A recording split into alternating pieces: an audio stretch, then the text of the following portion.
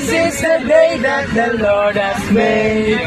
We will rejoice and be glad in it.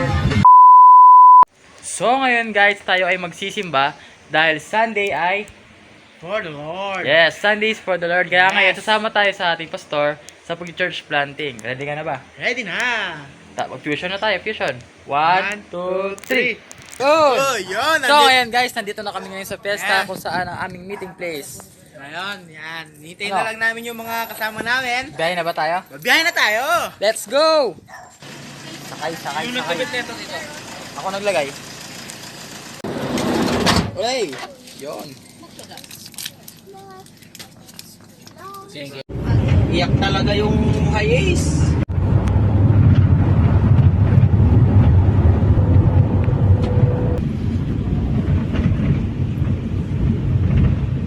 Ay, tay. Pagod po.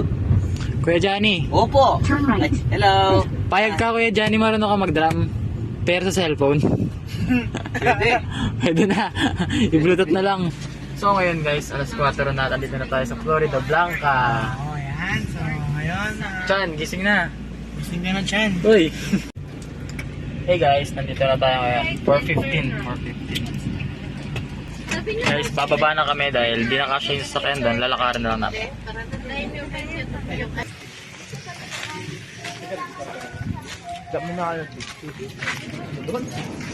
Hey, vlogger.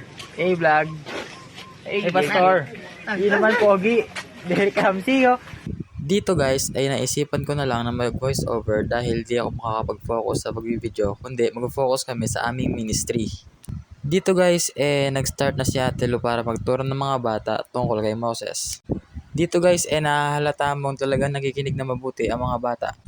Alam na alam talaga nila na may nakahandang katanungan na kailangan sagutin at kung sino ang makakasagot ay mabibigyan ng premyo. At syempre hindi mawawala ang merienda. At ito talaga ang pinakapaborito kong time sa ministry.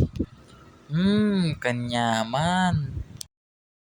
Sa oras na ito ay naging successful ang aming ministry, kaya kami ay uuwi na. Nagpaalam na nga kami dyan na dumiretso na sa sasakyan. At dahil ayaw naming mahilo, dinaan na lang namin sa pagkanta.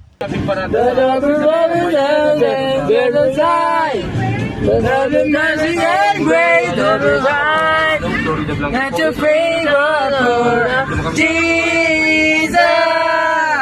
This is the day that the Lord has made. We'll rejoice, and be glad in it. Praise 'cause you're sovereign, praise 'cause you reign, praise 'cause you rose and defeated the grave. Praise the Lord, oh my soul. Tinuloy nga namin ang aming pagkanta hanggang sa di namin namamalayan na kami ay nakauwi na.